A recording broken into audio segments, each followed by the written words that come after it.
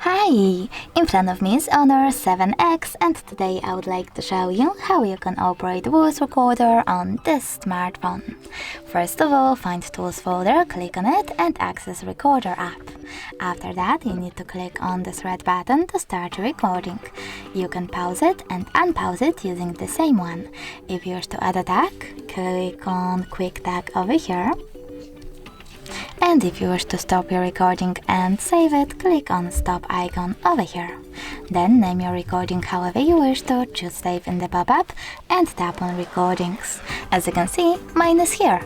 If you wish to delete it, you can always do that by holding it and tapping on the delete icon in the middle. Then choose Delete in the pop-up. Thanks so much for watching. If you enjoyed this video, leave a like, comment and subscribe. Bye!